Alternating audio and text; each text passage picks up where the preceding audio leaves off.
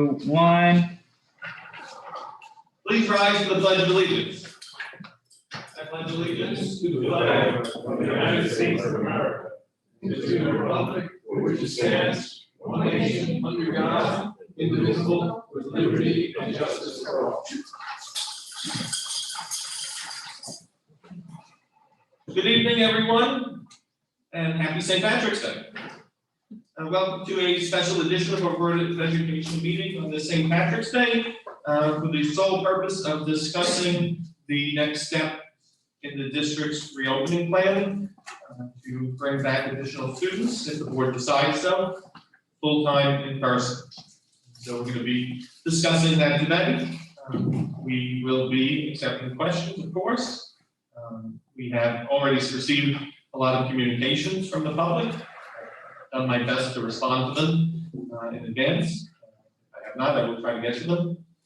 And with that, I'm just going to very briefly turn it over to Ms. Carey, just to make a short statement, and then I'm going to turn it over to Dr. Bernardo, who will kind of give you some of the results of the data that he's been collecting, and kind of give you the latest in the standards. Ms. Carey? Thank you, Mr. Superintendent. At our board meeting last week, we discussed putting together data from questions that board members asked us for, as well as data with the results from the 2 surveys we sent out to the community.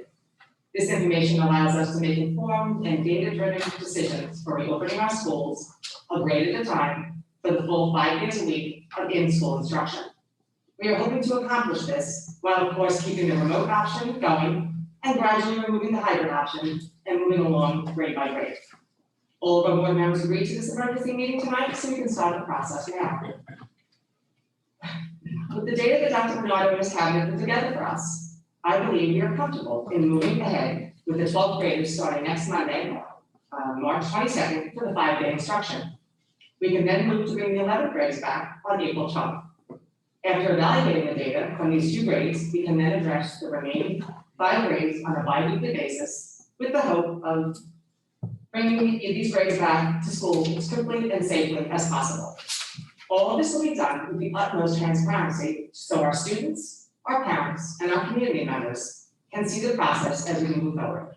Dr. Bernardo, can you please present your findings? Absolutely. As I think you've done a good job summarizing. As for the board's request, we compiled questionnaire results, and really it wasn't so much a vote of the public. Although it was nice, we definitely want to know what the public was thinking, but it was kind of to get an idea on if we did bring the grade back, how many people would come back. And they all ended up about 4.5 people, really regardless of which grade. A particular grade would be about 4.5. To say I could nail it as close as 4 or 5 in that range, I don't want to lie to you, because it really depends on the class. At 16 to begin with, or 12 to begin with, it's that big a change. But between 4 or 5 feet was the number we found. We got about roughly per grade, about 10% of the people who, 10 to 50% who like remote would like to stay remote, but another 20% who would like hybrid, and the rest who would like to come back per grade, roughly. And that's what we are. So, the plan that Ms. Karen mentioned, we can certainly make work, cautiously and by checking things. Where are numbers? Numbers are, there's no live numbers coming. I'm sorry.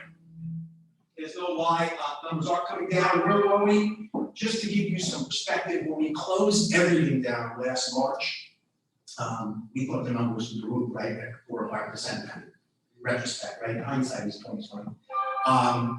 We closed down, things were around that 10 to 15 range in our heaviest areas, which are Huntington Station. We also have Melville, South Huntington, and Huntington, and a little bit of Greenlawn. But in our heaviest areas, which were Huntington Station, right, we spiked all the way to 30 cases per 10,000. I believe it's per 10,000.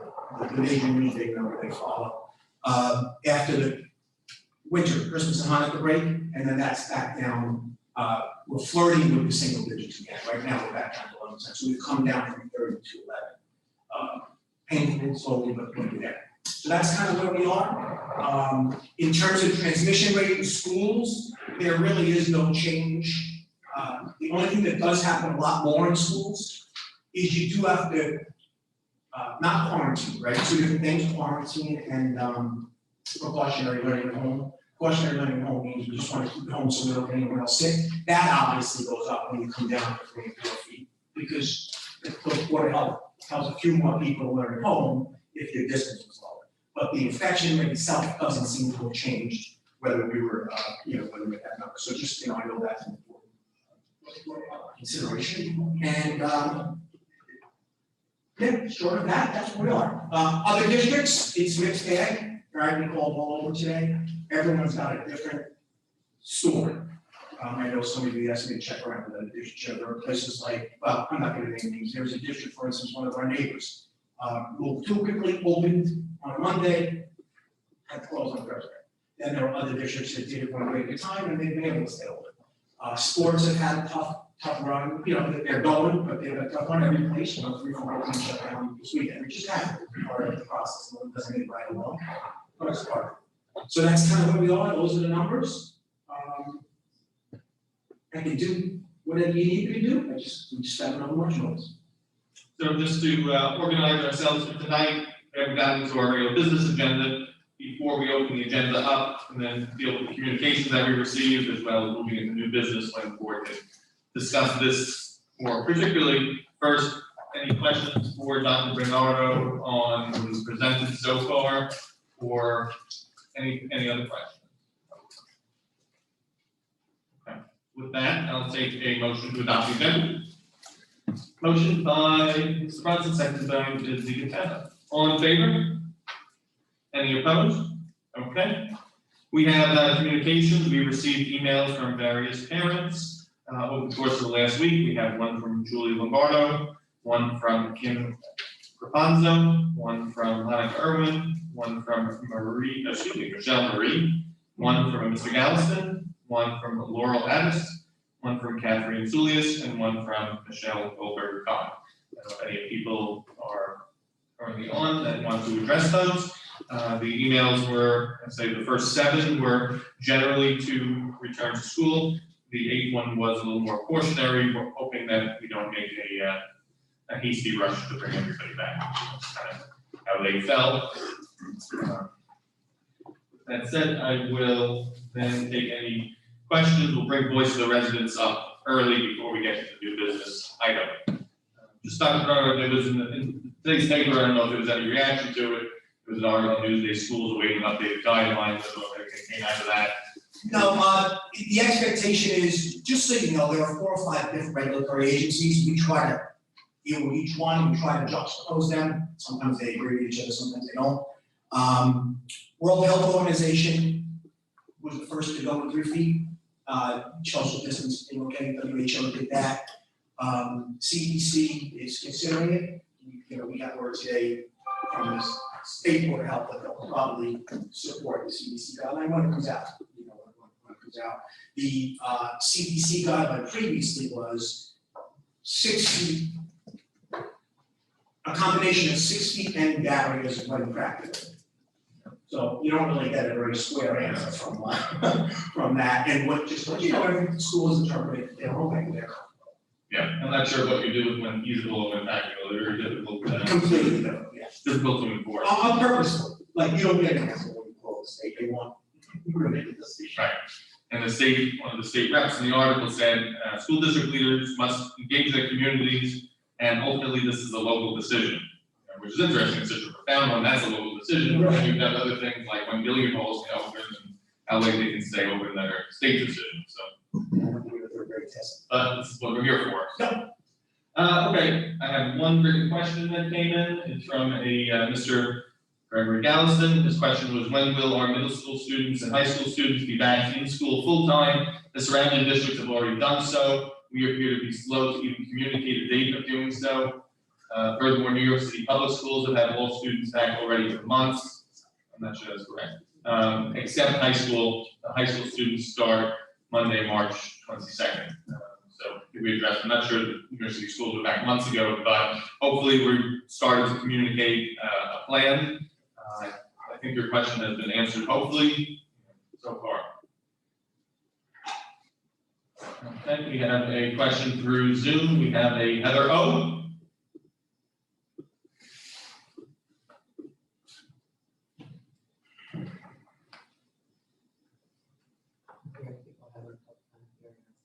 Okay, tough time hearing, okay, I can speak louder, that's for sure. I think it's just muffled. Okay, the mask make it harder and then, okay, Ms. Heather O, you're on with the Board of Education, if you could please state your full name and your address for the record, and then you have 3 minutes to give any comments that you'd like to.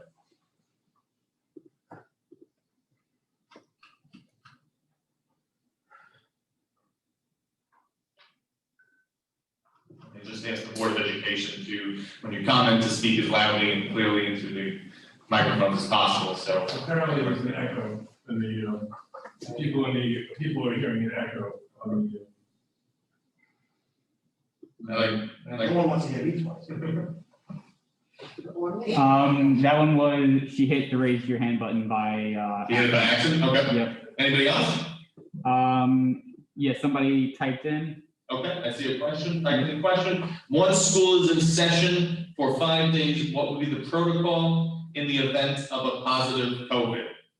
I don't think the protocol would change from what we're doing now. Dr. Bernardo is engaging, as well as the administration of every building, as well as the cabinet. They engage in a very comprehensive contact tracing, and they identify who's positive, they identify the close contacts, and those individuals would have to quarantine, precautionary or mandatory.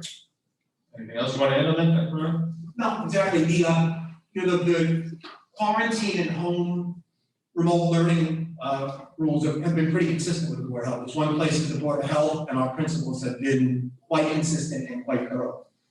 We're real comfortable with that. Some days it's 20, and today was 1, so today was a good day. Okay, our next typed in question says, I was late to the meeting. Would you mind repeating when students will be returning full time? So we haven't made any additional decisions so far. We have a proposal on the table that the Board of Education will be discussing shortly under new business, and that proposal would bring back high school students starting next Monday. I'm sorry, yeah, thank you. High school seniors starting next Monday, and then juniors 2 weeks later, hopefully, and then the Board of Education reevaluates their plans every 2 weeks with the hopes of bringing back additional grades depending upon community conditions, school infection rate, and other factors that we'll discuss. Nick, could you, yes, or let us know what that proposal means in terms of the hybrid option? Yes, so right now, the proposal that we would be discussing would be to continue the hybrid option, subject to further reevaluation as we reevaluate everything else.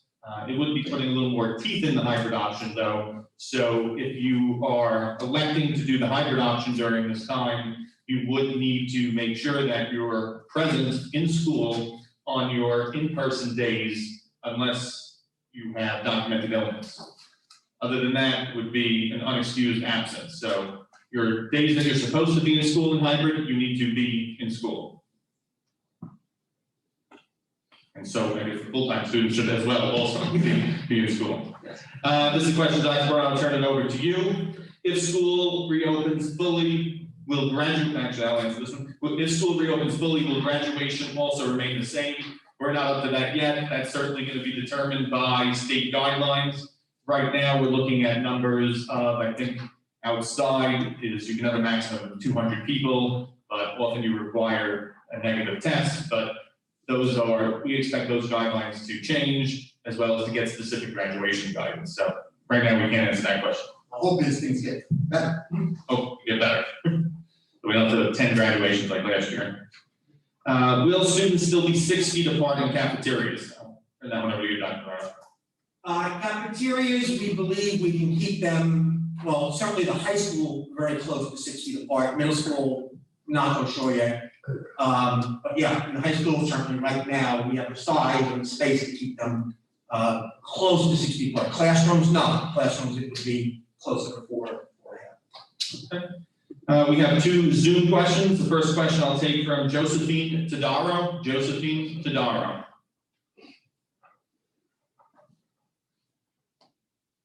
Ms. Dodaro, you're on with the Board of Education. If you can please, you don't have to state your name, you already did, but state your address so that we know you live in South Huntington, and then please address the Board of Education. Hi, actually, you already answered my question. It was through the Zoom. Thank you. Hi, Josephine. Hi, Dr. Bernardo. All right, yeah, you answered my question. It was in the event of a positive COVID, what was the protocol? That was all. Say hi to the family. Excuse me? Say hi to the family for us. Okay, I will. Thank you. Thank you. Okay, we have another Zoom question. It's from Ms. Diane Hoppy. Ms. Hoppy, you're on with the Board of Education.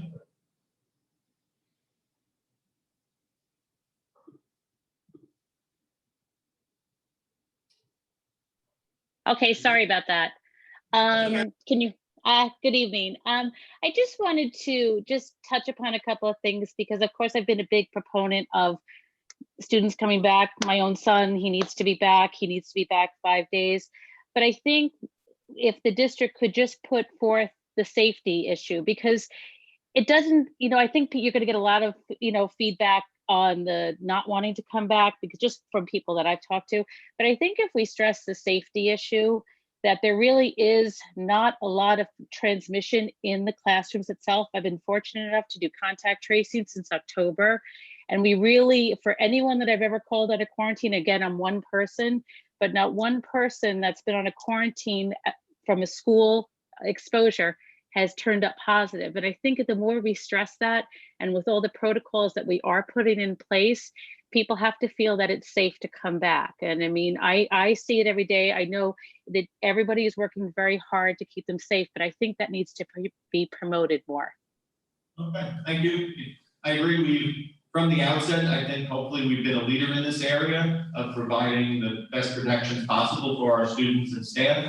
We're one of the first districts to adopt a full-time mask policy. We have spent tremendous amounts of money on PPE, providing masks for students, placemats, the dividers, and so I agree. And we constantly clean the classroom. So I agree. We want to stress that as much as possible. We've done everything in our power to make the learning environment as safe as possible. Thank you for your comment. Thank you. Say hi, Diane. Thanks. Thank you. Okay, a few new things. The next question is, when would you propose Stimson students go back full-time? So obviously tonight, the proposal on the table, the Board of Education is just juniors and seniors at the high school. We will take, so we haven't got up to that level yet. When we meet again in a couple of weeks, we'll look at the next steps, whether it's another grade at high school or another grade at Stimson. So I don't really have a time frame for that yet. Question, if students were in full-time, how far apart would the students be? If it's closer than 6 feet, wouldn't that increase the number of students needing to quarantine? So I think Dr. Bernardo answered the question of how close they would be together. I mean, I guess the question is yes, it could lead to more quarantines. That is a possibility. Now when we talk about the students being full-time, when we include into the mix those who are hybrid, does that change as far as the numbers and class sizes? Yeah, depending on the grading and how many kids come back. Yes, it's negligible, but it does change from like 4.2 to 4.6 feet type of thing. And we will know that until we know who chooses of those numbers. So that's helpful to us to know that data. No, the data is between 4.2 and it's between 4 and 5. I said at the beginning, I can't get any closer to it because I won't know that until every single person tells us whether they're coming back, and then each class is different. There's classes with. No, I think the survey said, so that's helpful to know. Yeah. Yeah, so it's helpful for us to know that. No, sorry. Okay, next question, if we're bringing back students every 2 weeks, does this mean that 6th or 7th grade may not get to return? Where's my math off? We haven't looked at the rest of the calendar yet, so kind of focusing on these 2 grades. I know everybody wants to get to the finish line, but we need to see how this works. We are taking, I think, a cautious and a slow and steady approach. Some of that people say, why are we different than other districts? I mean, No district is alike. You know, we have a lot more students than most districts. We've had a higher infection rate than most districts. You know, our buildings are set up different, so there's a lot of different factors. And you know, considering that, you know, the Board of Education, I think, is being understandably cautious. As Dr. Bernardo said, the numbers are all relevant. When we came back to school, we were in the tightest situation possible, and the 7-day transmission rate was under 1%. Now it's still at 4%. So we want to be cautious. We're close to the finish line. I think we're making good progress on the fight, but we don't want to do anything that could hurt our progress. We hear about variants out there, so you know, this approach allows us to evaluate as we start to bring back secondary students, which bring a different range of issues than primary students who are largely in one class and not moving around throughout the building. You mentioned phase-in plan for the high school. What about Silas? So after these 2 grades, I mean, we could certainly look at 6th grade, or we could think of 8th graders because, you know, maybe they should get a month of real experience and Stimson, but we haven't got to that. If students go back, how will spacing be done when changing classes? Dr. Bernardo? They'll be tighter in the hallways when changing classes. In other words, there's no mathematical way to make it, you know, any less. Students are gonna have to distance themselves to whatever degree practicable, but there will be, you know, there will be more students in the hallways. Okay, thank you.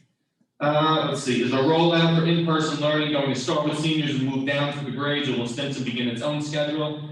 I kind of answered that. You know, we're not there yet. I know, you know, everyone would certainly like a fixed timeline. You know, I think we have to see how these 2 grades go first before we can do that. Can you verify that the CDC guidelines as far as 6 feet apart? I thought the new guidelines stated 3 feet. I think we answered that. Can you verify CD guidelines as far as 6 feet apart? Same question. What would the numbers be for shutdown or back to hybrid? I mean, I don't think we have a sense of that yet. I mean, I think we would have to look at where, you know, are we continuing on a path? You know, we had really hit some bad numbers in this area. Parts of our community, we were at over 30% at one point in January. Now, I think, according to the most recent numbers, our worst parts of our area at 12%. So we're doing very well there. You know, and we're hoping that it not only flattens and plateaus, we want it to keep going down as the vaccines are more readily available. You know, if it spikes again, we have to make those decisions. If full return starts, what is the plan to maintain social distancing for classes, lunch, busing, and walking through the halls at Stinson? I think Dr. Bernardo talked about walking through the halls. It would be more students, the buildings would be a little tighter. I think we talked about lunch. Anything different with busing? No, at this particular point, it depends again what the CDC guidelines, those aren't changing yet. It depends what those guidelines change to. Can you go, right now it's still 1 in a seat. So the buses, right now, if we went down to the middle school, buses would be a challenge, which is one of the considerations of the high school, starting with the juniors and seniors. Thank you, Dr. Bernardo. Can you confirm that those students in Stinson then would not be brought back in yet? Yes, correct. Next question. Why are 9th and 10th graders not included? It's the same school. If you're not going to discuss till next meeting, it will be too late to bring them back. No, I don't agree with that. It's not necessarily too late. You know, we're only in March. We have April, May, and part of June. So it's definitely not too late on this plan. Why were 9th and 10th graders not included? I mean, this is not an all-in plan. You know, we're dipping our toes in the water, seeing what happens, see how this secondary works. As we said, the secondary is a very different set of circumstances than primary. How will they be able to socially distance in the hallway, especially if the rest of the team tested positive? Will they still be separated by 6 feet in classroom? I think we answered that question. The return of juniors is 2 weeks after seniors, question mark, yes. Is that 4-5 or 4-12? And would the grades come after that? I don't know the calendar, but it would be whatever 2 weeks is from Monday. What about 6th grade students? Will they go back full time? It's to be determined. We hope so. Parent of an alumni asked if additional janitorial services are in place when we go back 5 days in person. Dr. Delia, you want to answer that? We've been well staffed from the beginning of the school year, so we feel we have a nice group of numbers wise. So we feel the school will be safe in that regard. Thank you, Dr. Dillian. Can a student who is hybrid go fully remote if they are not comfortable going back? Yes, correct? Yes. And is there any way for the district to provide vaccines for the student? No. The district, one, is not a vaccine distribution center, and two, students are not even in the eligibility list yet. The eligibility list is determined by the state. We have no control over that. I think we've asked to be a vaccine distribution center, but we haven't, I wouldn't say we've been denied, just haven't said yes yet. But as you notice, a lot more vaccine distribution centers are coming online now, and that's directly tied to the supply. If you tried to go on today to get an appointment, which I did, and was thankfully able to get one, there was a lot more availability, which is good news. What does, we will meet again in a couple of weeks mean? If the assumption is that we will have a clear transition with minimal to no infection, how are there not clear dates that can be alluded to? The answer is that I can't promise that there's going to be minimal to no infection. That's our hope, but anything could change. You know, where we were in the summer was at really extremely low levels, and I know you thought perhaps the virus was all gone, and we continued that way through September and October, and then end of November came, and it was a different circumstance. So can't make any predictions, but we don't know what the virus is going to do. Is it fair to say that we'll be guided by the data? Yes, I think so, yes. Right, isn't that what we're trying to do? We're trying to really carefully consider the data that supports the safe return of the students and monitoring the data by selecting, carefully choosing an option to bring students back under this plan. Is it because we want to make sure that we're mindful of what the numbers show. We're putting our toes in the water. We're making sure that we're watching what the numbers are, right? That's the important thing. That's what we spoke about the last meeting. Making sure we understand what the data is. It matters. It matters how it changes. It matters if it stays the same. It matters what the numbers are. We have to make sure that we do anything safely. The best way to do it safely by monitoring how we do it. So I think when somebody asks when we're going to do the next step or when we're going to do the next grade, we can't give that answer. Even if we adopt a proposal tonight, it's going to be based upon what happens between now and the time we meet again to take this up. And even the decision as to when to take it up again has got to be driven by data, by information. That's where I see it. Yeah, and I don't know any other way to do it. And the best data we're going to get is as the grade goes back. That's the best way to know what's going to happen. We have real data as to how many people are coming back full time. Well, we have that. We have the community. We have what's happening in the community. We have what's happening in the state. We have this wonderful, Dr. Bernardo and his staff are keeping statistics for us to consider. We can't just put children back because they should be back. We know they should be back. We're school board trustees. We support the mission of public education, but we have to take into consideration a worldwide pandemic and the safety considerations that go along with that. And what that means is we have to consider what these numbers show, not just going forward, but what led us to here. So whether it's Huntington Station, whether it's this area or another area, we're talking about the numbers in the communities, the different communities within our boundaries. We have to consider how the communities are being affected. And we can't simply say, let's just send kids back to school, because we need to do this carefully. And that's what we have asked Dr. Bernardo to do, to compile this information. I've asked for it, we've asked for it, and asked to make considered judgment, which is what we have to do as a local board. The state has charged us with the responsibility by telling us this is a local decision. And a local decision means we have to have a considered, we have to use our judgment, we reach a considered consensus on what the best or the worst choices are. If this wasn't the best and worst choices, we wouldn't be wearing masks behind plastic glass, but we are. So much as I want kids to go back to school, and not be behind glass, and not be wearing masks, and not be at risk for a virus, you know, that I got. that was very, you know, it was troublesome to have. I think we have to consider the information that's available to us, and that's what we're doing. And that's what we're doing. So. Thank you. Okay, next question is. Let's see, small print, in there. So no date yet for the middle school to open full-time, that is correct. Will there still be a hybrid option, or is it full-time or remote only? As we said, there will be a hybrid option. Everything, as I said, is subject to reevaluation. We want to see how many people still avail themselves of the hybrid option. How does it work? Is it disruptive? But in this new phased back approach, assuming the Board of Education votes on it, you know, the board has to vote and discuss it, but the proposal that's on the table would be to allow a hybrid option. Could you treat each school separately as you try to bring students back full time? I think you can. That's a good question. It's an interesting point. I think what we want to see, though, is we want to see the impact of one grade first. The thought is why somebody say, well, why are we starting with the seniors and juniors? Why aren't we going into the middle school first? Why not sixth graders?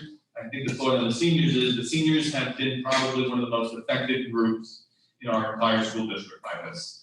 The senior and junior year are two of the most important years, some for different reasons, some similar. The senior year is often, especially in this part, celebration, a culmination of everything. It's your last time before people separate, and the junior year is one of your most important academically. So that's why we focused on those two grades first. And it's just not the board takes the recommendations of its administration into play. That's really that's what a good board does. The decision rests with the Board of Education, as we'll get to a little later on, but we need to hear feedback from the educators on the ground.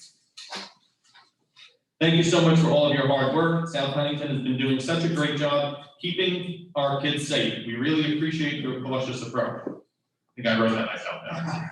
Thank you, though. Okay. Next one is.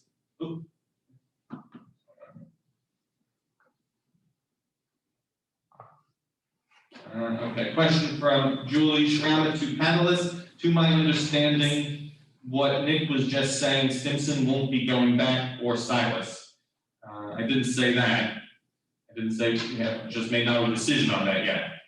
You have no plans whatsoever. I get caution. These kids are suffering. Stimson and Silas are separate buildings. I understand different logistics. We will be addressing the underclassmen after the break.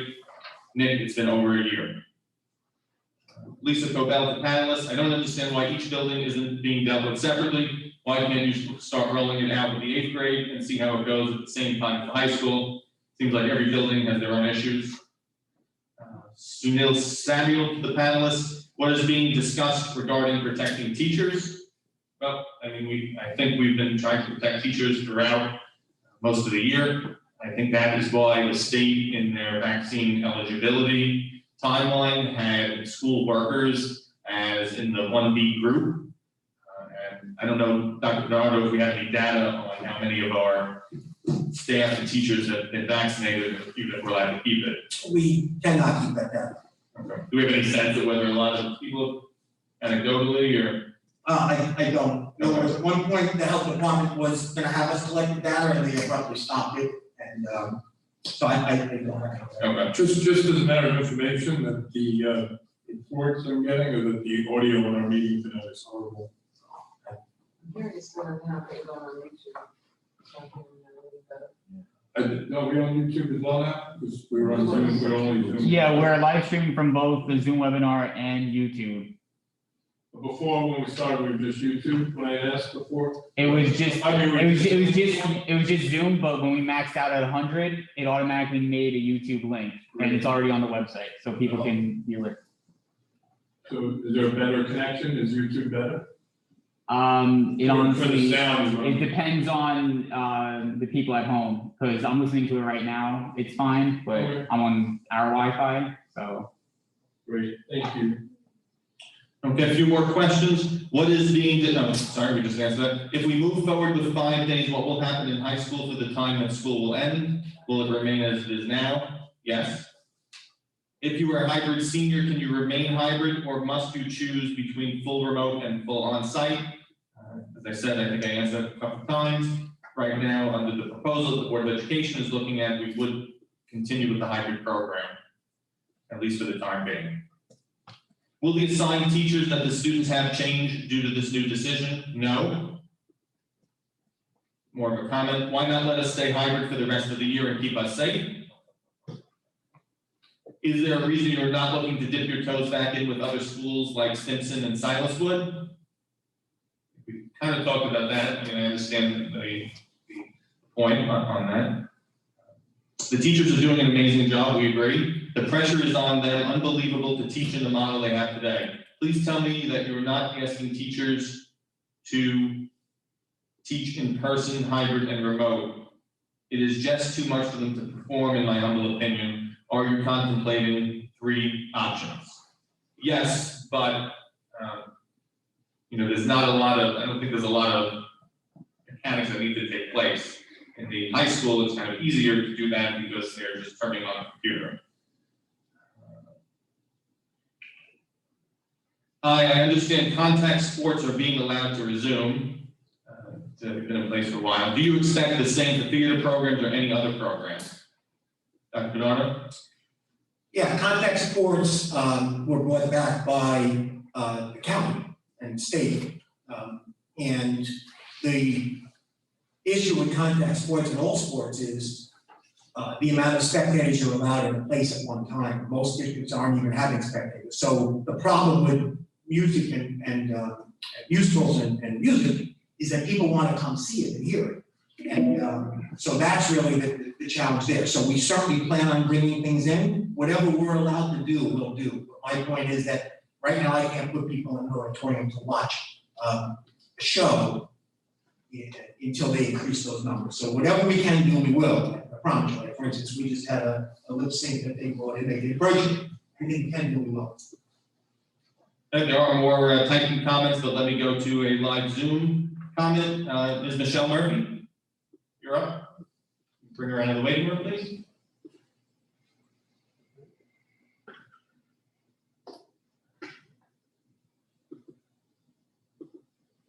Ms. Murphy, can you hear us? Yes, how are you?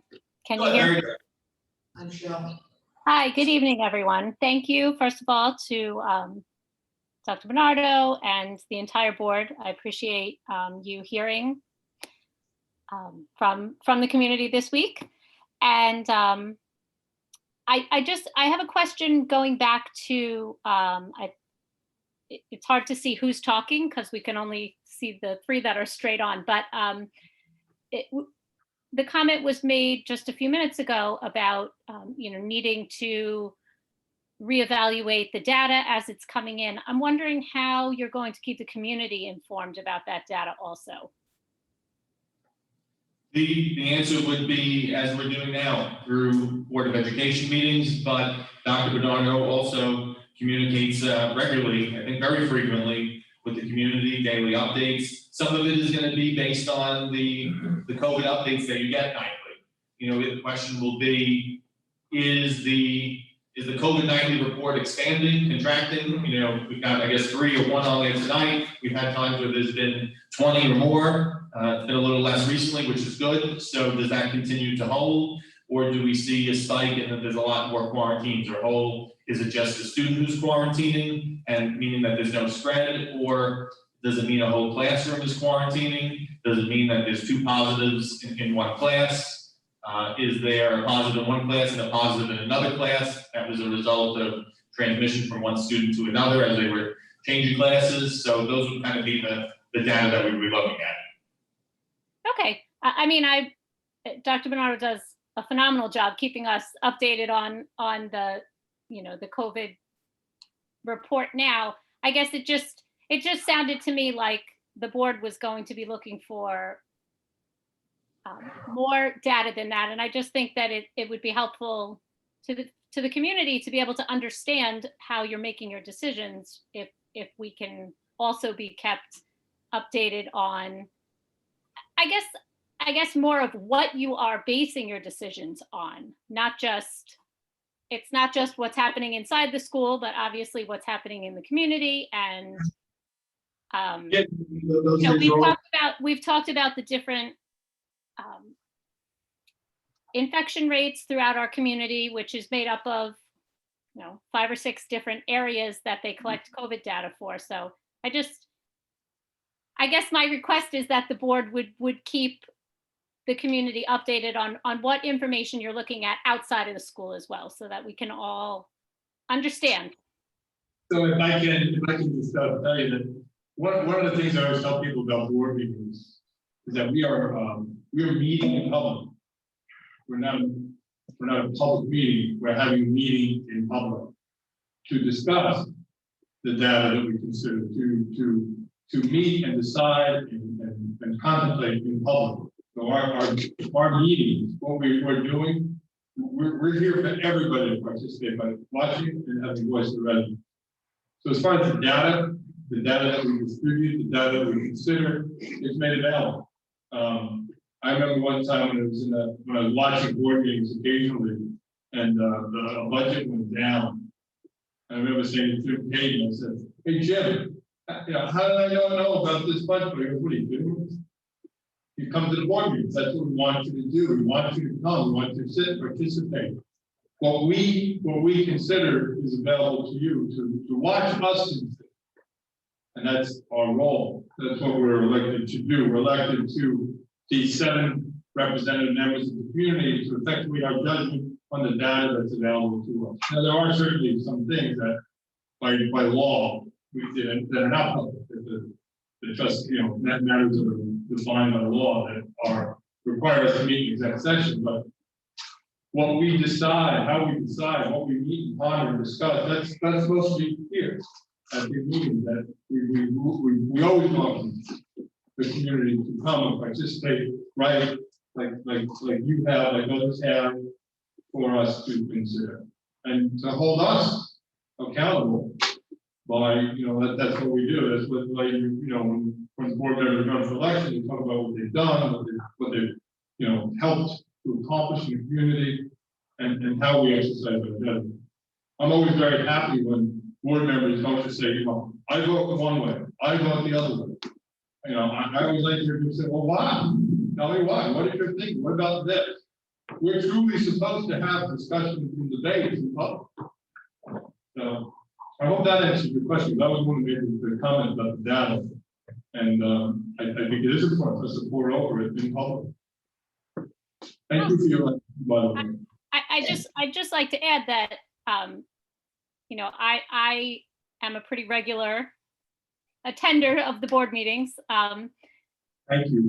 And the last 2, I sat through and heard very little about anything, going forward with the school. So I think that sometimes there isn't any community discussion, because if the board's not discussing it publicly, then it's something that the community can't comment on. So I'm thrilled that we're all having this conversation now, because I think that this is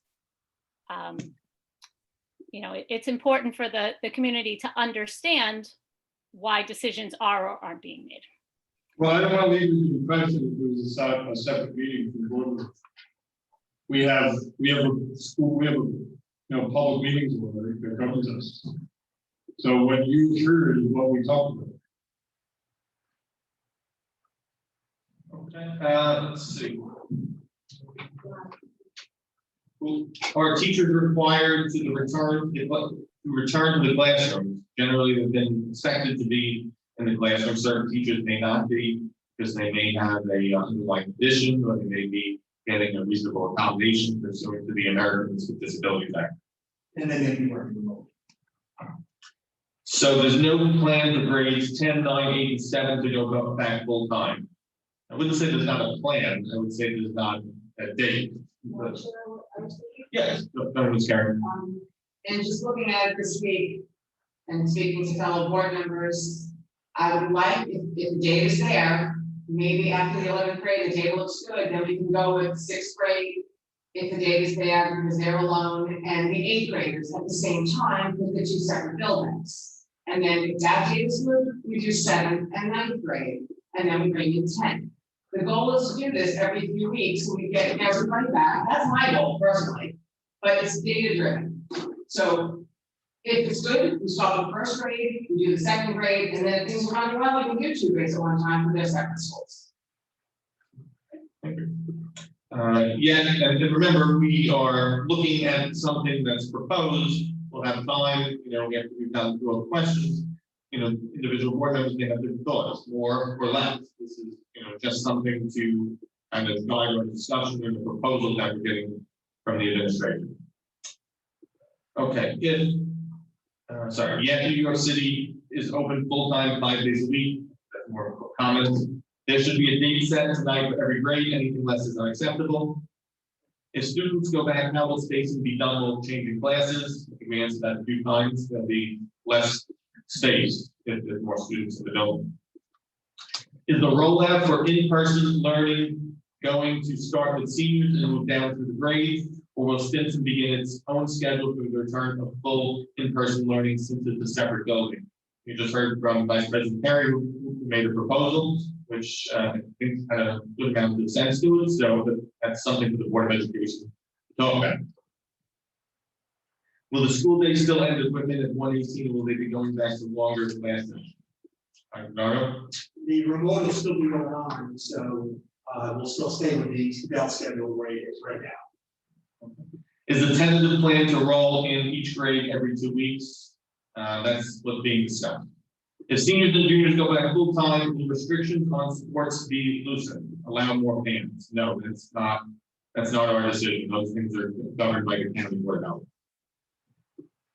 Next, it looks like a comment. I'm not sure what it's referring to. I think it refers to Elwood. It was due to an off-campus party and they had to suspend in the school. I think that's what happened, but I mean, it doesn't really matter because what happens in the community comes into the class. So yes, there may not be in-school spread and people may not be getting the virus from in school, but plenty of people get the virus and then they could bring it into the school. Difficult to hear at times, I apologize. Can you repeat the answer on why yes to contact sports, but not the theater? Dr. Bernard, you want to repeat that? Again, all athletic decisions are made by the county and the state governing board, and so they make all decisions on whether you're allowed to have athletics. In terms of theater, what you're allowed to have at a theater is made by the county board of health. And right now, certainly down the road, we're hoping we can put people in a theater in close proximity. But right now, the theaters are not open to that degree. The amount of fans we'd be able to have at an activity, right now, things are remote. Yet we still are able to be watching it because that's outside. So some of the music things are still going. It just depends if we're able to get outside and fit or to help requirements. Thank you, Dr. Next question, will the preschool that will be returning to the classroom 5 days? If you want to mention. Yeah, Ms. Rapilo, can you talk about that? Sure. As of right now, the preschool program will continue as a hybrid. It is not at this time being considered to be 5 days. Okay, thank you. Could you just repeat that once again so that in case people didn't hear one more time? The preschool program will remain as a hybrid program at this time. We're not transitioning to 5 days. Okay, thank you. And I'll just repeat that. We're keeping hybrid for preschool, not transitioning. Correct. Thank you. The question was, where is the data that's being used to make these decisions? That wasn't answered.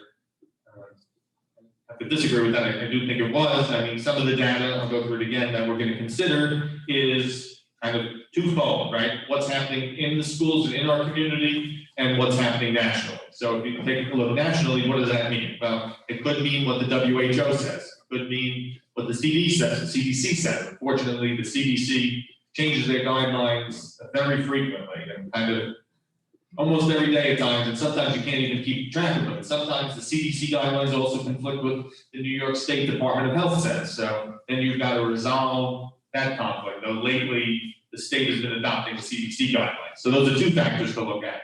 Now, three, how does the vaccination continue? Does it continue to open up as much as this? Are things more widely available as they seem to be going? Is it going to be soon, as they promise, that everyone can get a vaccination? Who wants one rather, can get one? That would be a factor to look at.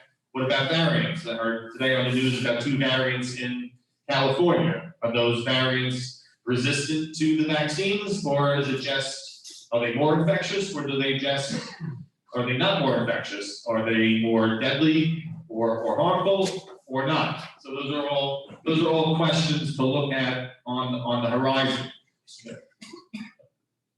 Is there a third wave coming?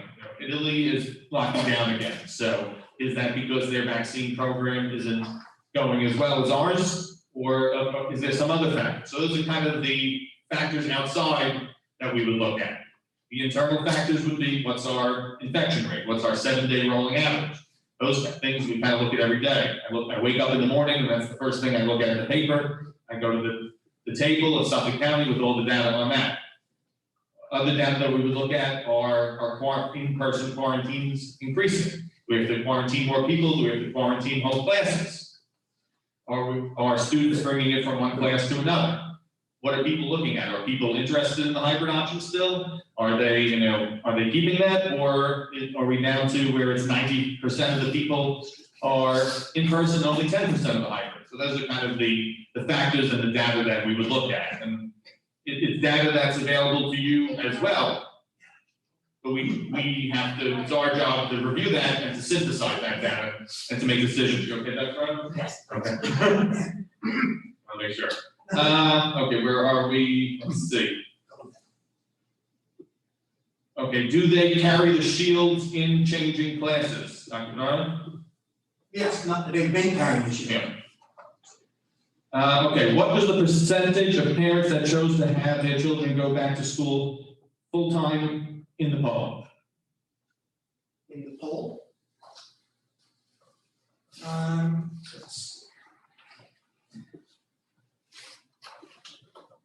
Roughly between 65, and depending on the grade, between 65 and 70% of the parents wanted the full-time option.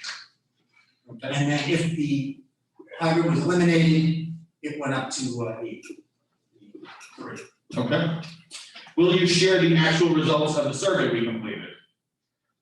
Sure. Okay. And it's just in, but also, Yeah, I think we can put them on the website, right? Absolutely, Okay, we want to be transparent. absolutely, yeah, sure. Is the data is the same data New York City Public Schools use because they are open full-time? I don't know, I can't speak to what New York City is looking at. I mean, there's different data in different communities. The national data is kind of consistent, but you also have to look at the question is everybody making database decisions? Some people, I think, are not necessarily making database decisions.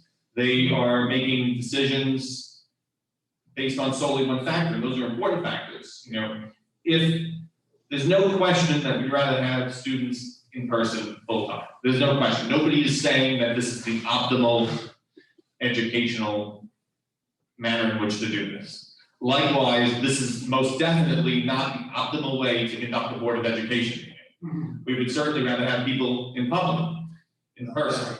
We would certainly rather not have to wear these masks all the time, which are tough to breathe in and make it difficult to hear. We would certainly not like to have plexiglass in front of us, but the decision is a complex one, as we've tried to share, because it's not just necessarily based on what the best learning style is. It has to be, what is the best learning style and what is the best way to protect our community, to protect our parents, our grandparents, our students, and our staff. And that we're trying to strike that balance. Will students traveling over break be required to school remotely? That's not on the table, or get a COVID test before coming back. So that answer kind of goes into a state policy. It kind of depends where you're going, right? Right now, New York State has a travel advisory policy. That policy's been in effect for almost a year now. It's changed along the way. It used to be based on the percentage of positive in a state.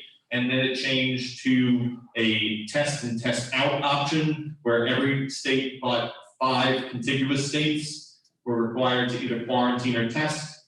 Now, as of April 1st, that is going away, but until April 1st, it remains in place. So until April 1st, if you travel for more than 24 hours to a non-contiguous state, which is not Pennsylvania, New Jersey, Massachusetts, one other, this one, then you must quarantine for 10 days, or to get out of quarantine, you have to receive a test before you leave that state 3 days before, and then come to New York, quarantine for 3 days, and then take a test on the 4th day to get out.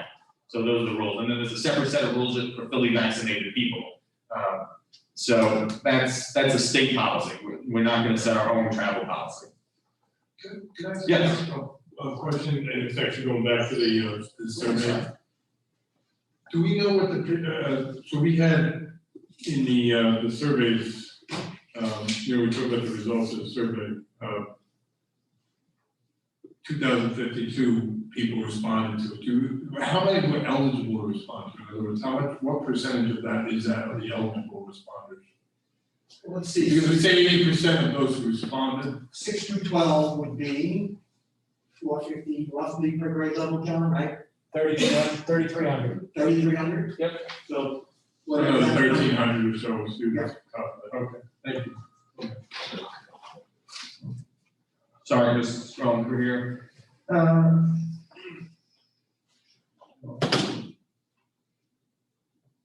Okay. I can understand what is being said about attending board meetings. Some of us are not able to do that. It does not mean we are not interested. I, for one, left early to attend this evening. If you look back at Vision 2020, we had so much info that you did not need to go to a board meeting. That was good. I think as a community, we need to see that level of communication at all times. It would make all the difference.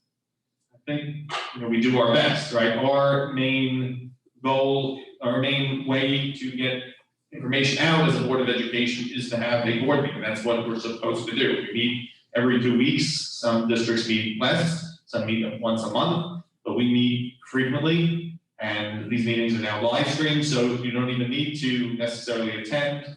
You can watch it later on and stream it. There's other ways to get any information out, though. I generally do at each meeting a board recap video.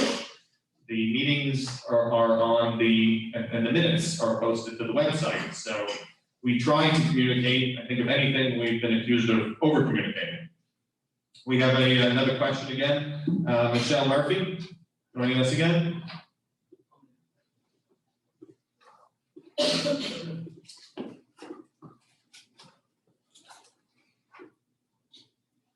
Ms. Murphy, go ahead. Hi, thanks for having me back. Hello again. I have a couple questions. I'm wondering who, if any,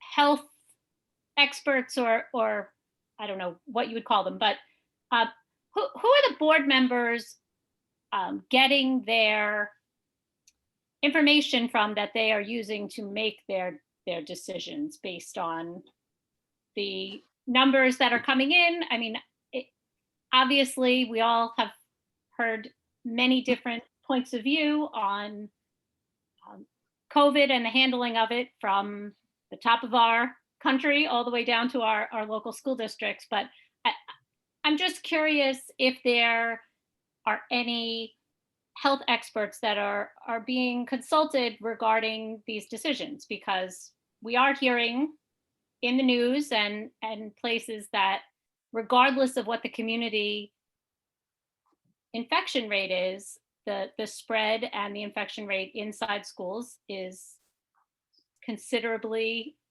lower than those numbers usually. So I'm just curious what input, if any, the board members are receiving.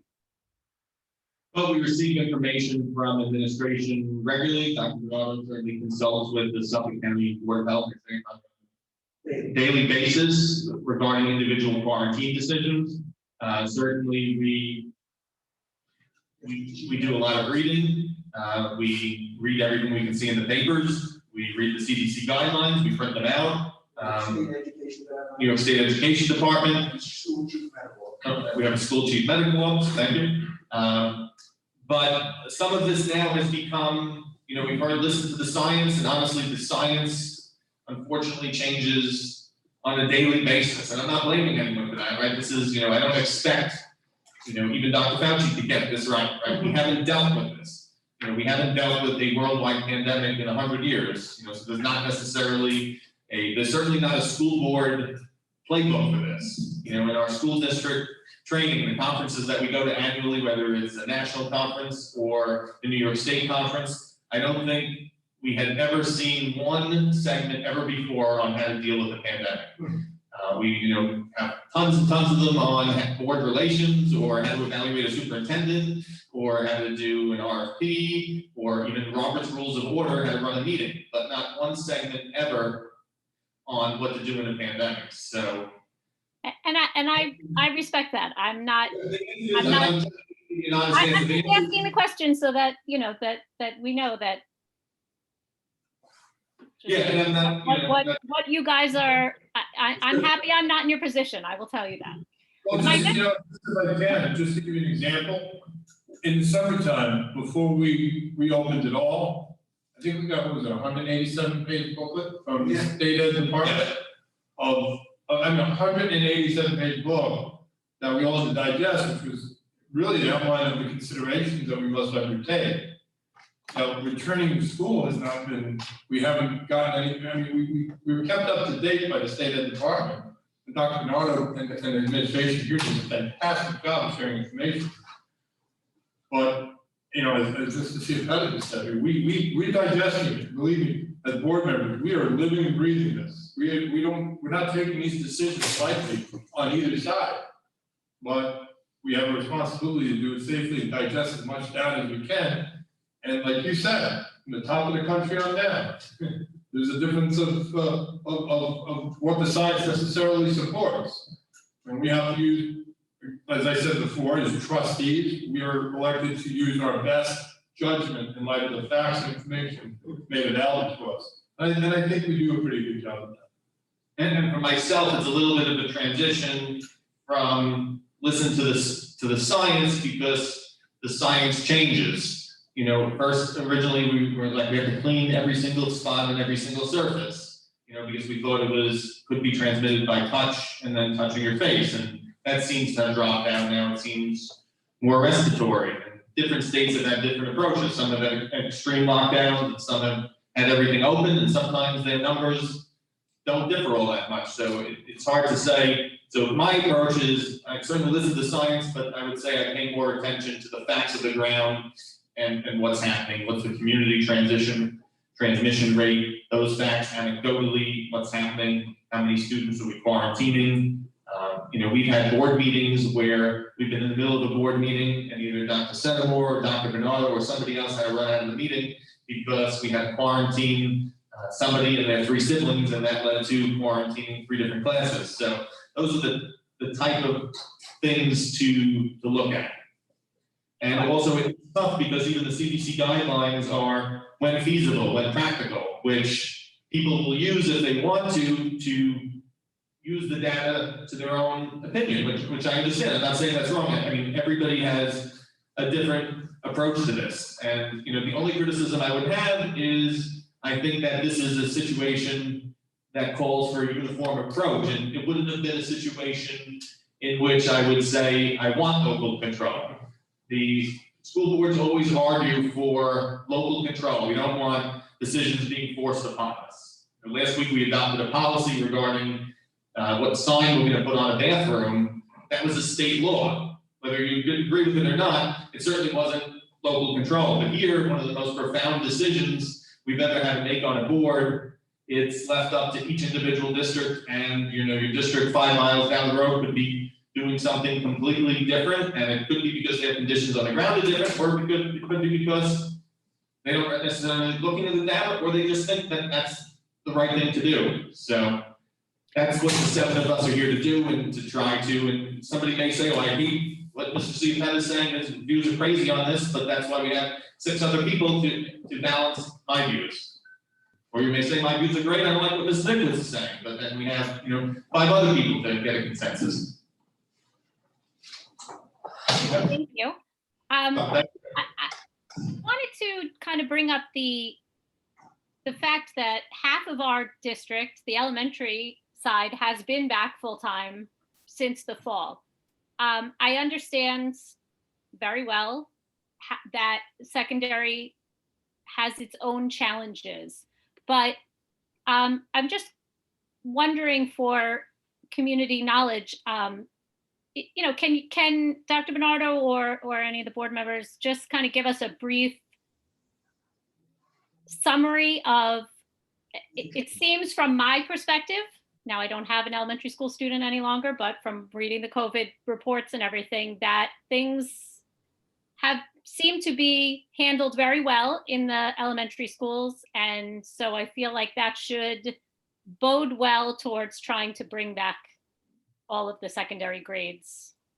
I'll take a stab at it, and then we're gonna have to go on to, I got more questions on the computer, so sorry.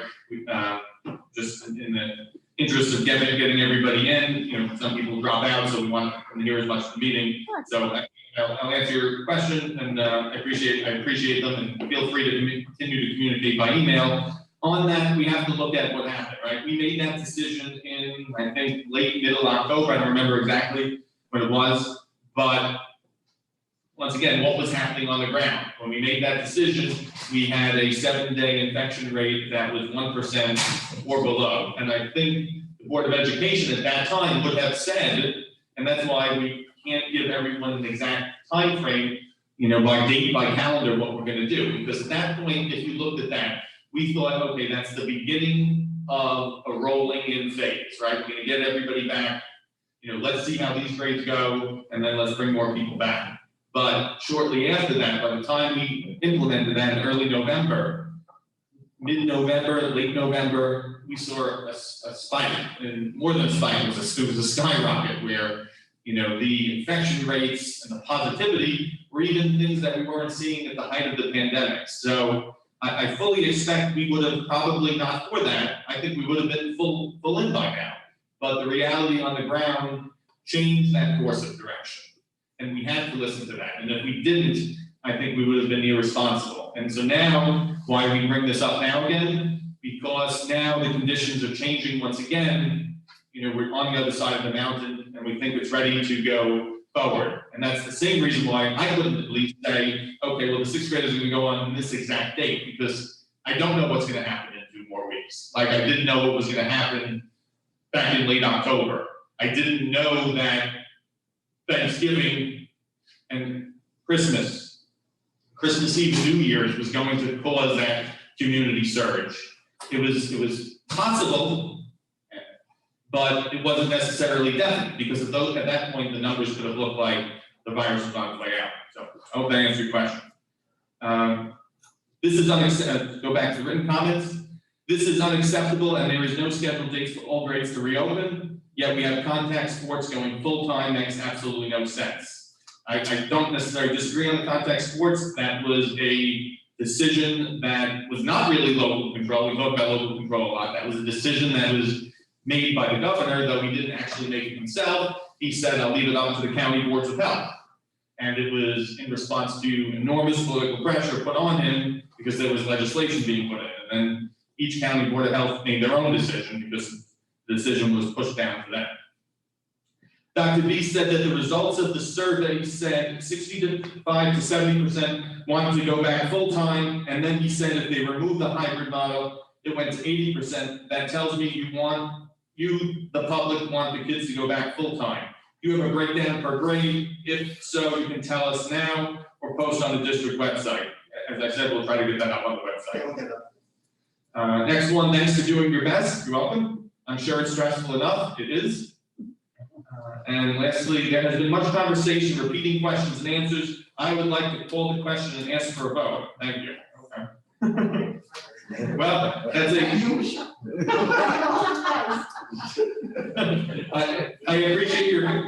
I appreciate that point. I think, but like I said, we are here to be transparent. If it took to midnight, which doesn't look like it's going to be, we would be answering questions. But you had good timing because you're actually the last one that we had.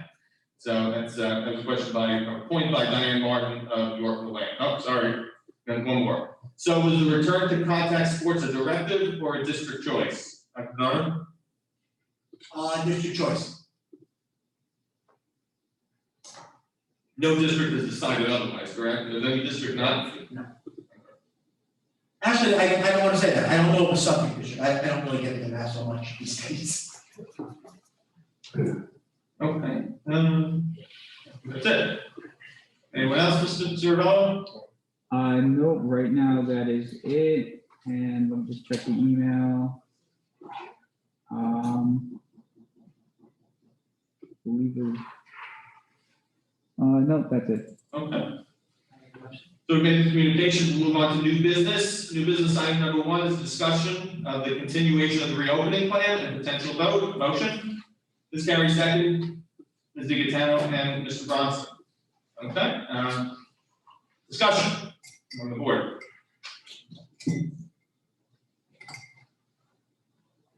Lois? Oh, I mean, we're talking about this, further than what we've already discussed, I mean, I think this goes to the point that we made before, that was made before. Yeah, I think the public wants to know what we're thinking. Just, I made my statement before, I shared my thoughts, I think it's important to make data-driven decisions in a safe way. I think we have to be careful, and you know, when we talk about schools that are going back and pulling back, you know, I'm sure there are members in their community in those schools who pulled back who said we should go all in right away, and you know, at some point in time they had to close it down. This is, you know, again, this is the world we live in now. Again, I make no secrets about violating my own health privileges. And I had COVID, and I went to a hospital. And it was not fun. And I've had people in my circle who say, well, you know, somebody gets it really bad, they have, you know, comorbidities. And unless everybody in my circle is teaching aerobics classes, like, you know, a lot of them are at risk of getting really sick. And I don't want to, you know, we have the responsibility of making the best right choice with really bad facts. And I will tell the community publicly that I'm going to make a data-driven decision based on information that I have available to me, and then use my best judgment to, you know, slowly reopen the world that closed down a year ago. I'm as frustrated as everybody else with school children are not in school. I didn't serve on this board since 2009 to you know, manage with my fellow trustees and administrators a school district that was operating in this fashion. But it's not my choice. COVID-19 was not created by this board or this community. But it's hit us. Because it's hit us, to ignore its reality and just look at it from one angle and say kids belong back in school, period, it's unacceptable. That's not acceptable. I'm not charged with the responsibility to pick something without using my considered judgment. And I think you heard from the community, you know, I think we have a responsibility to share what we're thinking, and to make sure that the community understands that these are measured, important, vitally important decisions that take into account other people's children's lives and health. And whether it's schools that are opening and closing, whether it's teams that have outbreaks, whether it's outbreaks caused because children in school went to a party, we have to consider all of these factors. And we're the ones making the decision as a board, as representatives of our community. You and the community have voted us elected us to use our best judgment, considering everything we know. There is absolutely no book you just go to and look up the right answer. But using our best judgment and explaining what our best judgment is, and hopefully that best judgment is based on data and information, I think that's the best way to serve our community. And I certainly think it's the best way of protecting our children from landing in a hospital like I did. So that's, so anybody wants to know what I'm thinking, that's what I'm thinking. I will cautiously support what Dr. Bernardo has proposed based upon the data. And I will continuously consume any data that's provided to me from other sources or from, from within our bounds. I will not rush into decisions. I certainly want to expedite the return to school, but that's different from making a rush judgment. We need to know what the numbers are showing. And to one point that was made about elementary schools, about school children, I don't necessarily know that we have all the answers as to what it's going to look like when we increase our children. I don't necessarily know that as children are increasing in schools. I mean, we can't predict. But what we must do is use our judgment based on data that's available to us. And that's what I would do in supporting, this proposal that Dr. Bernardo and his administration have carefully put together.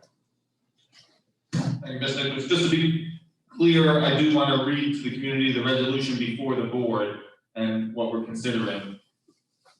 Be it resolved that the Board of Education of the South Bennington Union Free School District hereby approves the progressive return of students to full-time instruction with the senior class on Monday, March 22nd. Be it resolved that school infection rates, community transition, and evolving CDC and Health Department guidelines will then be monitored with consideration given to returning the junior class to full-time instruction on Monday, April 12th. And be it further resolved that full remote learning will remain an option with hybrid models subject to reevaluation at 2-week intervals, with the expectation that students are required to attend school on their in-person hybrid days. May I ask for a clarification of the first paragraph? Yes. Does it be resolved that the Board of Education South Huntington Union Free School District hereby approves the progressive return of students to full-time instruction with the senior class on Monday, March 22nd, 2021. Does that mean we're approving the rollout of all classes and all students at this point? Because we don't have the data for, we based upon what we just discussed. I would say it's the seniors and then the juniors and subject to reevaluation, the hope is a progressive return if the data looks good. But that's not what that says. I'm just pointing out that that's not what that says. That says we're approving the progressive return of all students starting with the senior class. And I think it needs to be clarified, because what we just said, what we just discussed all night is that we're going to start this way, and then we're going to reevaluate. We could just, we basically just say hereby approves the return to full-time instruction of the senior class on Monday. That should fix it. Yeah. You said it. We can do that, motion. Anybody, before we do that though, any further comments or thoughts of the board? Mr. Bronson? Yeah, I was gonna add just somewhat to the data and somewhat to the question that I think Ms. Murphy had asked about, and I think you pointed out, but just to repeat, we're all looking at the data that Dr. Bernardo provides us. I know, as you mentioned, I've read countless articles from various sources that I can make an informed decision. I've also, it's very interesting, we talk about local decisions. I work in an organization where I talk to individuals that have students in school districts throughout the country. And the variability for everybody to sort of say, well, this school's going to do this, and then I've got some districts where nobody's back in school, and somewhere they're back full time. So I think we're making an informed decision. We're not rushing to it. I do agree with Mr. Nicholas that I'm supportive of this, just so you know, I'm supportive. But to rush forward and sort of automatically just approve all grades, which is on the table, but I know for some of the comments, once people get sick, you can't take that away. So I do think it's worthwhile to sort of do it safely, roll it out, and I think everybody is sort of, so far that have spoken, is supportive of continuing to evaluate it. The ultimate goal, hopefully, if everything is safe, safely bringing our kids back to school. So. Thank you, Mr. Russell. Any other board members? I did not give my comments, I will. I kind of responded to questions the best I could. They may have given my thoughts. I am in favor of this resolution. It was not an automatic decision. Like any decision I make on the board, they're thoughtful. They're made with talking to people, administration, looking at the data, of course. These decisions about returning students to school, as I said in October, are the hardest decisions I've ever had to make on the board. because they impact, all decisions that we make as board members impact people's lives, but these decisions impact their health. And as Mr. Bronson said, a wrong decision you can't take back. So that's a very powerful responsibility, and not one that necessarily you thought when you signed up to be a Board of Education member that you would have to make, but one that I'm prepared to make. And some may say it's too little, some may say it's too late, some may say, well, what about this district? I represent South Huntington, not other districts. I've got to make the best decision that I can for this district based on the circumstances on the ground. And I think this is the best way to make this decision. It would be the easiest thing to say, everybody come back, because that's the best way to learn, which I mostly agree. While some people may say they learn better remotely, it's probably in the very, very few minority. But I cannot rush into that decision, not where we've been, not knowing what we've suffered over the last year, not knowing that 500,000+ people have died. It's been a year, I understand that. It's been a terrible year. It's been a year in which our students have been deprived of so much, and I wish I could give it back to them. It's been a year in which everybody has been deprived of so much. People have been deprived of seeing family members in nursing homes. They've been deprived of doing the normal things that they like to do, whether to go to the store or go to a sports game. And obviously those are trivial in comparison to losing a loved one, but it still impacts someone. There hasn't been anyone who hasn't been impacted by this. And I think that this is the best decision for this district at the time. And hopefully we can bring everybody back full time. That should be the goal. Because if we can reach that goal, it means that the virus is receding and the conditions on the ground are improving. And so I hope that's the goal. That is my goal. Because that means things have been improved. And let's hope that they do. Yes, Mr. Joyner. I think about this decision on such a, as many of us do, such a hard level, looking at all the data that I can possibly consume, speaking to all the people that I could possibly consume. And I mentioned to everyone earlier that I lost one of my good friends from childhood during the Christmas holiday. I lost another close family member on Sunday. And I don't want to use that to say to color my preparation and thinking about this, but it's hard to look at a family member who is somebody who's been like a family member to you, who just saw your mother a week ago, or a couple of weeks ago, dropping off food to your mother, who is not here anymore.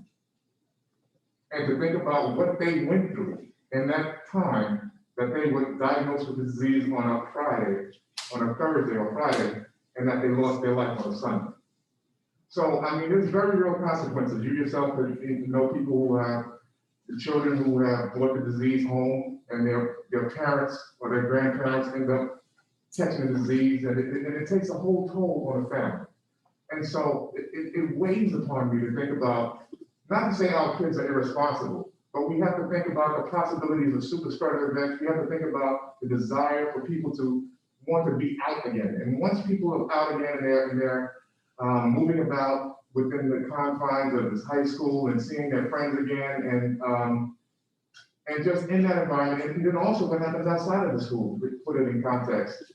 I mean, this is a unprecedented, I hate to use that word again, but it is so, such an unreal scenario to have this COVID environment, this COVID pandemic thrust upon our doors, and disproportionately affect people where some people can just walk around and say, I didn't have anybody. So I just heard about somebody, and other people can actually have numerous people that they lose, and that they will never get back. And as we have discussed ad nauseum, we are doing the best we can to make a decision for the best of our community, our kids and their future. We understand that it is tough. We understand that they'll never get this opportunity back. Some of them, as we will open this up, will never get loved ones back. And I mean, that's a very real reality. We can't even guarantee anybody how we're going to handle the some of the classroom, protocols. I mean, we have the best that we have and the best amount of, intelligence that we can put together, and we rest upon it. But again, I think about the ramifications of it, and when we put this resolution together, if I agree to anything, it would be a short term, putting this out there and then digesting what happens in that interim before we open this up to other grades across the board. Thank you. Anything else? No, I'll just leave it at that. Thank you. I think that one of the things, we're dealing with this number is so big, it's almost incomprehensible how many people we've lost in a year. I fully think like 50 years from now, when people are reading in history books and see that number, it's gonna be almost incomprehensible that that could have happened. It's been beyond our realm of comparison. When you think about it and compare it to the wars in which, we have monuments, rightly so, to all the people that have passed, you add all those up, and you still can't get to what the last year has taken out of us in a total. It's profound and it weighs on you heavily. Well, we got this from, I kind of wanted to get the data for Long Island. The Long Island COVID-19 case total through the end of February, 306,277 people. Suffolk, 160,292. Nassau, 145,000. The deaths on Long Island, 5,950. Suffolk County, 3,054. And Nassau, 2,896. I mean, we talk about people lost during war. But, the lives lost. This is in 1 year, the amount of people that have died here on Long Island. And to talk about, how important it is to make this decision and do it right and do it safe. It's a tremendous responsibility. And we have absolutely, we have to consider every step of the way that data is available to us, including those numbers. Okay. We just got a couple more that came in. Somebody said, "Thank you so much. You sound so passionate. I agree 100% with what you're saying. God bless." Very nice. If you can live stream sports and board meetings, how come you aren't able to live stream theater?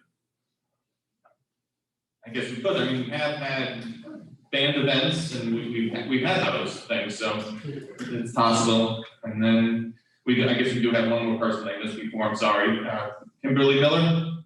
Last one, then we're gonna take a vote. Oh, no, that was old. Oh, that was it. Oh, okay, sorry. Maybe that was her comment. Okay, so I think we Yeah, have that's it, all. Anyone else? Okay. Oh, Ms. Nicholas, do you have a motion to make? Yes, I'd like to make a motion to change the language of the first paragraph of the resolution. Okay, how so?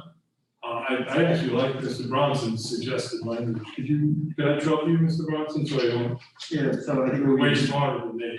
to be resolved as the Board of Education of the South Huntington Union Free School District hereby approves the return to strike progressive, the return to full-time instruction. The senior class on Monday, March 22nd, 2021. So you're just striking some words. Approve the return of students to full-time instruction for the senior class on Monday, March 22nd, 2021. Yeah, I was gonna say, which hereby approves the return, no, I would just say to approves the return to full-time instruction, the senior class on Monday, the rest of the time, you just. Well, here's gonna be my, let me try that. This would be my motion. That we amend this to read, be it resolved that the Board of Education of the South Huntington Union Free School District hereby approves the return of students to full-time instruction for the senior class on Monday, March 22nd, 2021. Is that all fully written? I would just say here, the school district hereby approves the return to full-time instruction, the senior class on Monday, because the senior class is inclusive of full-time instruction. But I'll do this here, I don't want to get technical with people way smarter than me. But the return to full-time instruction, the senior class? Is it going to be- Yeah, it's just easier to say language, I'm just striking out. Or probably, for the senior class. Yeah, I'm looking for that. Yeah. Dangling partisan. Yeah. So be it resolved that the Board of Education of the South Huntington Union Free School District hereby approves the return to full-time instruction for the senior class. Yeah. Yep. That's, You make that that's the motion? motion I'm making, yeah. Okay, is there a second? Mr. Bronson, all in favor of amending? Okay, the resolution is amended as proposed by Mr. Bronson and Mr. Nickowitz. And now I'll take a vote on the amended resolution. All in favor? Actually, sorry, take a motion to discuss it. Sorry, all in favor, Mr. Nickowitz, second by Mr. Bronson and Ms. DiGatano. Okay, and then we'll take a vote on the resolution. All in favor? Any opposed? Okay, so that is the decision, and just to clarify again, we'll start with the senior class returning for full-time instruction on Monday, March 22nd, 2021. And then, hopefully, as we monitor data, the next grade to come in would be the junior class on April 12th. Of course, remote learning stays as an option, hybrid stays as an option for the time being, with the caveat that hybrid students are expected and required to attend school on their in-person hybrid days. That ends new business. Our next meeting is March 24th, when we will take up the budget discussions, very important meeting on the budget for next year. Comments by board members, I think we've covered that and further. Voice of the residents, I think we've covered them. With that, I will take a motion to adjourn the meeting. Mr. Bronson, seconded by Ms. DiGatano. All in favor of the adjournment? Any opposed? Okay, be well, everyone. Thank you.